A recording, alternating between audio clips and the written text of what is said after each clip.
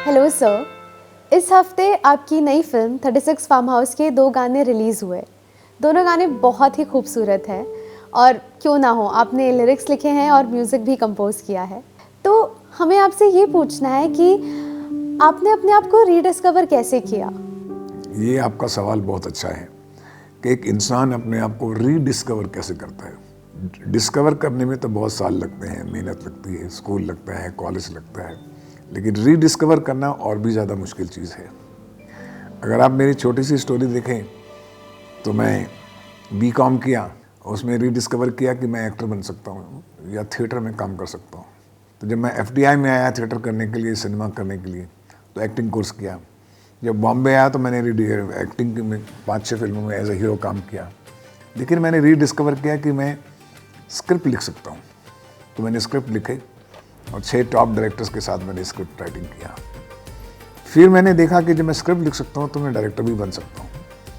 तो मैंने रीडिस्कवर किया कि मैं स्क्रिप्ट नहीं, मैं डायरेक्शन भी कर सकता हूँ, और कालीचरण से मैंने डायरेक्शन शुरू की। फिर डायरेक्शन के बाद मैंने अगेन रीडिस्कवर किया कि मैं प्रोड्यूसर भी बन सकता हूँ। फिर मैंने कर्ज फिल्म बनाई और मुक्ता आर्ट शुरू की। फिर उसके बाद मैंने कितनी चीज़ों की रीडिस्कवर किया, चाहे टेक्नोलॉजी थी, चाहे बिजनेस था, व्यवसाय था, आर्ट, कॉमर्स, साइंस, तीनों में मैं कुछ ना कुछ रीडिस्कवर करता चला गया।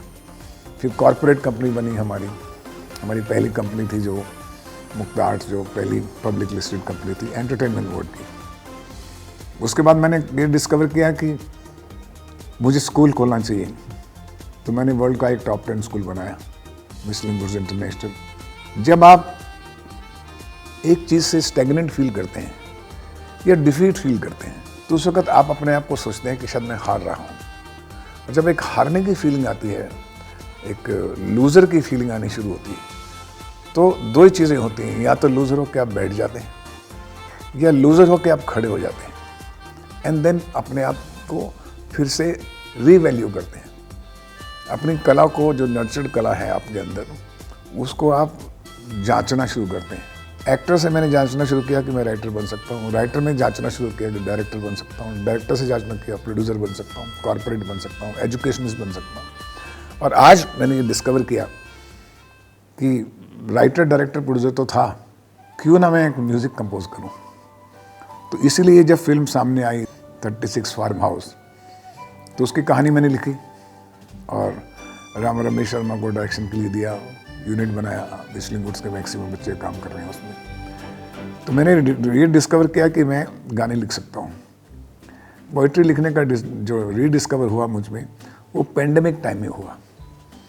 तो मैं सबसे ये बात कहना चाहूँगा दोस्तों से कि जब कोई भी समय ऐसा मत समझिए कि ये खाली समय है, मेरे पास कुछ काम करने के लिए नहीं है। काम बहुत कुछ है, आप उसको ढूंढ नहीं रहे हैं। सर, जब कभी हमें ज़िंदगी में ऐसा महसूस हो कि हम हार रहे हैं, तो हमें क्या करना चाहिए? मैं ये कहूँगा कि उस वक्त ये सोचो कि आप और क्या क्या कर सकते हैं। जो कर रहे थे उसके अलावा आप क्या कर सकते हैं, उसकी आप प्रैक्टिस कर सकते हैं, उसको आप निपुणता में ला सकते हैं। तो जब ये पैंडेमिक आया 2020 में, मैं बिल्कुल निराश नहीं हुआ, क्योंकि मैं कभी भी निराश नहीं होता। जब मैं हारता हूँ तो मैं अकेले बैठ जाता हूँ और सोचता हूँ कि अब क्या करना चाहिए, व्हाट नेक्स्ट, क्या अपॉर्चुनिटी लगा सकता हूँ, अपने आप के लिए अपॉर्चुनिटी क्या क्रिएट कर सकता हूँ। तो मैंने इन पैंडेमिक के दिनों में, कोरोना के दिनों में पोइट्री लिखनी शुरू की। आप मानेंगे कि मैंने 3 महीने में 64 पोइम्स लिख डाली।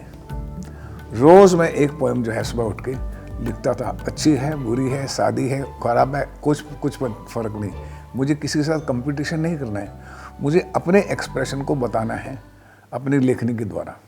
जब मैंने 64 लिखी तो तब मेरे दोस्तों ने कहा कि क्यों नहीं तुम इसको 100 कंप्लीट करके बुक रिलीज़ करते हैं। तो मैंने सोचा वाह, मैं लिरिक्स राइटर भी कर सकता हूँ, पोएम भी लिख सकता हूँ। हालांकि इसके पीछे आनंद बख्शी का और बहुत बड़े बड़े राइटर्स का हाथ है। तो जब गाने लिखे तो मैंने कहा कि क्यों ना इसमें कंपोज किया जाए। अब आजकल टेक्नोलॉजी है, कंप्यूटर है, आप किसी भी टेक्नीशियन को बुला के आप वहाँ से कनेक्ट कर सकते हैं, सिंगर को बुला के बोल सकते हैं तुम गाओ। वर्चुअल में हम लोगों ने गाने बनाने शुरू किए। जो ये गाना है हमारा पहला गाना है, मंजर भी ऐसा है, मौसम भी ऐसा है, तेरी भी मंशा है, मेरी भी मंशा है, तो हो जाए मोहब्बत मोहब्बत मोहब्बत। अब मुझे खुशी है कि आज सबको ये गाना बहुत पसंद आ रहा है। और दूसरा गाना माइंड योर बिजनेस भी बहुत अच्छा लग रहा है। तो क्या है कि मैं कभी सोच भी नहीं सकता था ज़िंदगी में कि मैं कभी गाना भी लिख सकता हूँ, गाना कंपोज भी कर सकता हूँ। क्योंकि समय आता है जिस वक्त आप सोचते हैं कि मैं हार रहा हूँ या पीछे जा रहा हूँ, किसी ना किसी वजह से आप रुक जाते हैं। मैं ये कहता हूँ रुकिए मत, देखिए अपने आप को, कुछ भी कर सकते हैं आप में बहुत शक्ति है।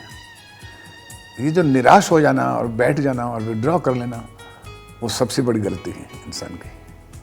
मुझे खुशी है कि जो हिम्मत मुझ में आई और आज ये गाना हमारा रिलीज़ हुआ।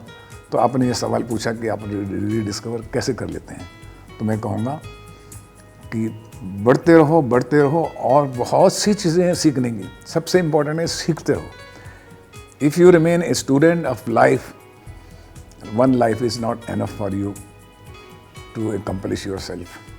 You will always die as an unaccomplished man. Thank you. Thank you, sir.